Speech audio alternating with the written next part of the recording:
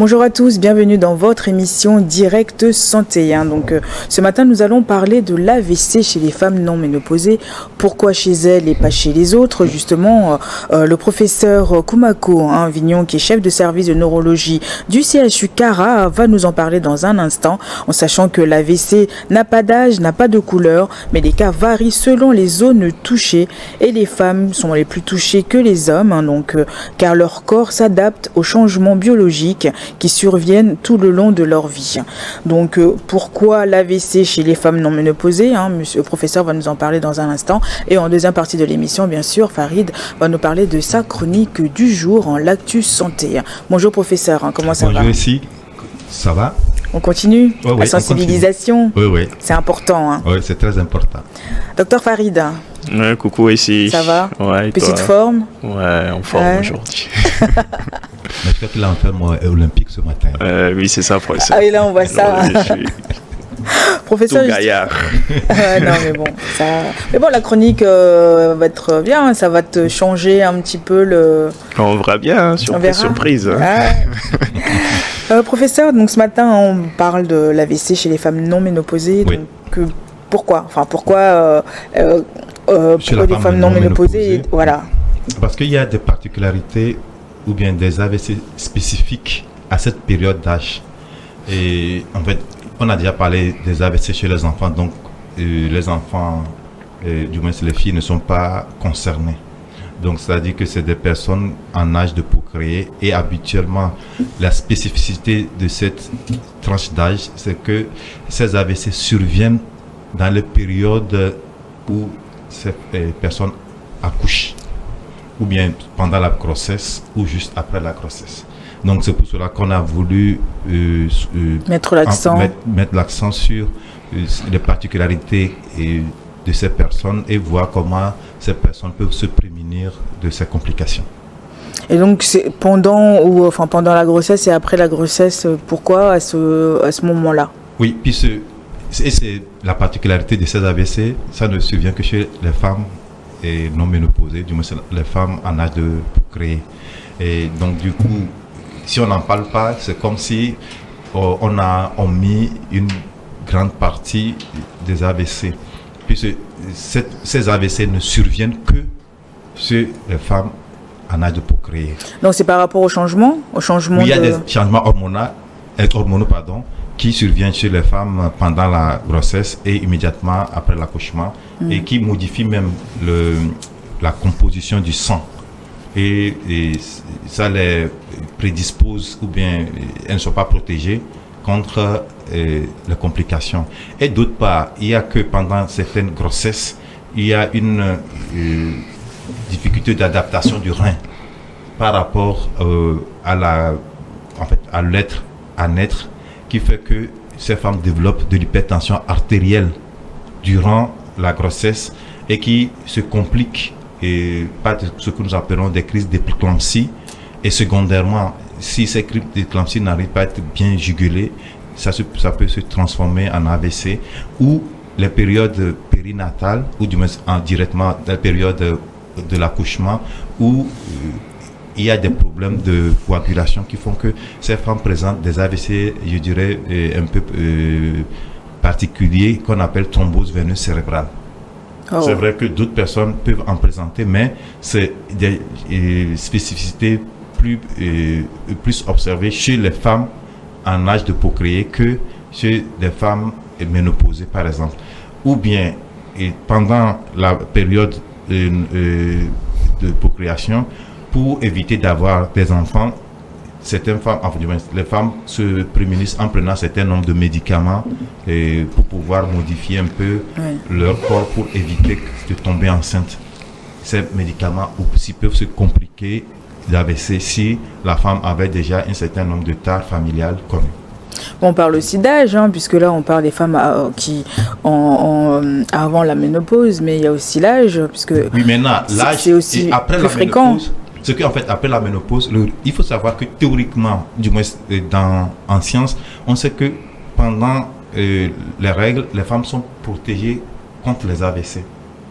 Pendant les règles. Oui, c'est-à-dire qu'une femme qui a régulièrement ses règles, c'est-à-dire que ces hormones prémunissent contre le fait de faire un AVC. C'est pour cela qu'avant la ménopause, globalement, le risque de faire un AVC chez une femme est moindre que le risque de faire un AVC chez un homme. Par contre, pendant la période du moins la grossesse et la période d'accouchement, le risque est plus élevé. Oui. Et c'est ces risques dont nous allons parler aujourd'hui.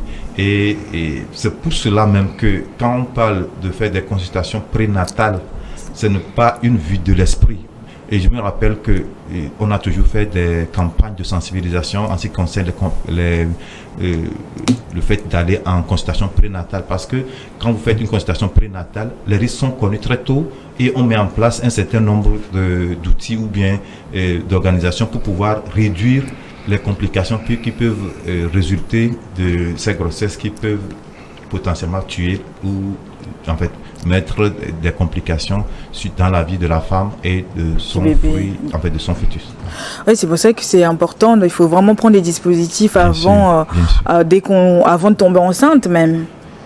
Bon, avant, c'est maintenant. En fait, ça, les dispositions à prendre avant, c'est plutôt par rapport aux complications chez l'être à naître, pas chez la femme elle-même. Pas chez la femme. Par exemple, il y a certaines maladies, peut-être qu'on en parlera après. Et par exemple, quand une femme vit avec de l'épilepsie et qu'elle est sous traitement, il y a des dispositions à prendre avant d'accoucher. Parce que les médicaments qu'on utilise pour stabiliser ces femmes ou bien pour traiter ces femmes peuvent induire des complications sur le fœtus ou bien l'être à naître. Donc du coup, il y a des dispositions à prendre. Mais par contre, ici, ce n'est pas ce cas. Ici, c'est la femme elle-même, son corps qui présente des modifications et qui la prédispose maintenant à faire des AVC.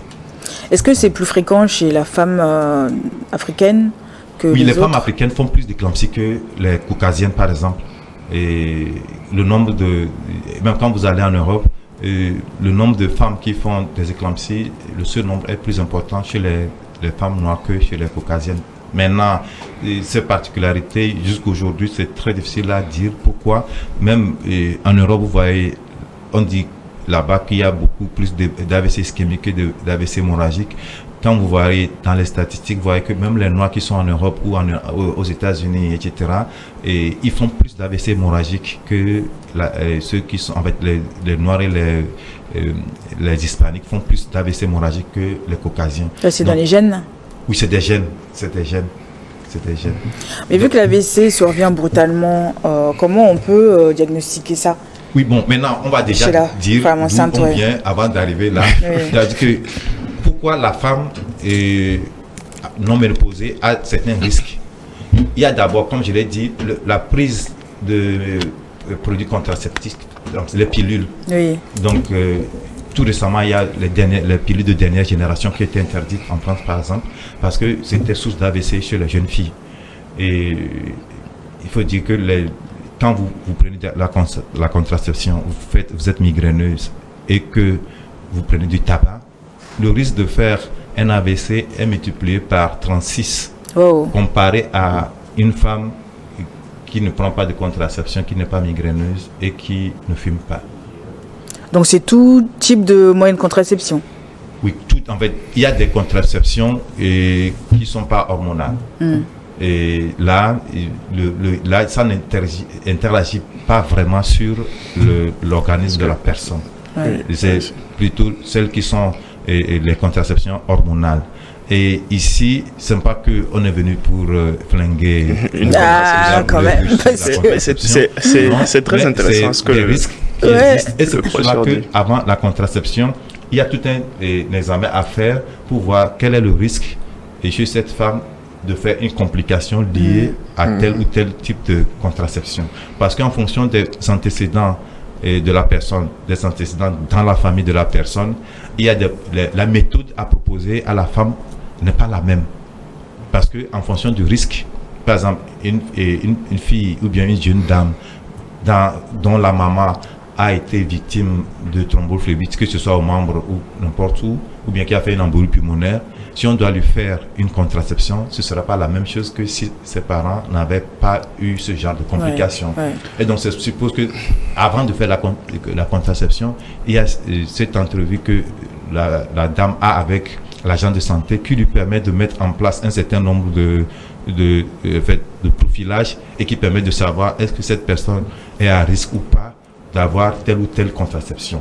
Et si tel est le cas, la contraception proposée n'est pas la même qu'une dame à risque qu'à une dame qui a un moindre risque. Donc, mais les pilules du lendemain, il n'y a pas forcément besoin de l'avis du médecin puisque c'est... Non, les pilules du lendemain, ici c'est autre chose puisque c'est une prise unique.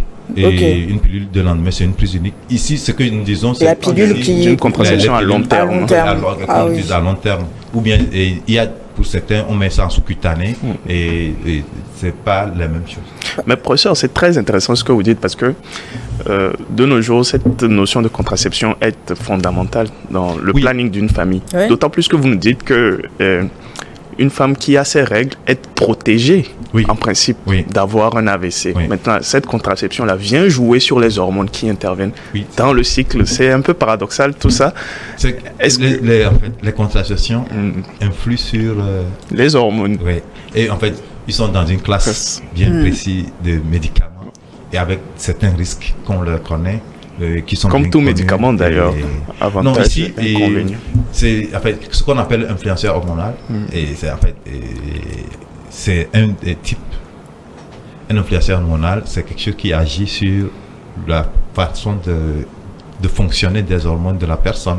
Et dans le cas de figure ici, et dans la contraception, c'est sur les hormones que la contraception intervient pour modifier en fait le corps de la dame pour éviter qu'elle devienne enceinte au moment où elle ne souhaite pas l'être. Devenir enceinte, oui. Et donc, du coup, ces modifications font qu'il y a une modification même de l'organisme lui-même de la jeune dame qui la prédispose à faire ce genre de complications. Moi, ce que je ne comprends pas, c'est que tout ça, on sait, mais on en donne. Oui, en fait, comme en médecine, il faut dire que c'est toujours un plus et un moins. Bénéfice-risque, c'est tout le temps. Il n'y a pas de en fait, si on suppose que l'eau est un médicament, donc c'est lui seul qui n'a pas de risque, quoi. Sachant que même l'eau, quand vous en buvez trop, vous allez être intoxiqué par l'eau et c'est d'autres maladies. Donc du coup, il n'y a pas... Même l'eau. Oui, même l'eau.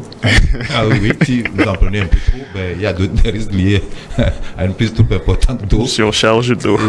C'est pour ça que c'est limité, quoi. En fait, tout ce qu'on prend par excès, tout excès est nuisible. C'est ça. Donc, ici, dans le cas de figure, c'est vrai que il y a certains médicaments qu'on donne pendant la ménopause pour modifier un certain nombre de choses qui ont... Le risque ici n'est pas aussi important que le risque qu'on a lorsqu'on prend les médicaments contraceptifs, en fait, qui sont des médicaments et des pilules dans lesquels il y a des hormones ou des influenceurs d'hormones.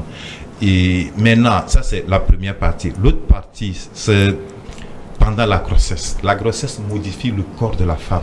Complètement.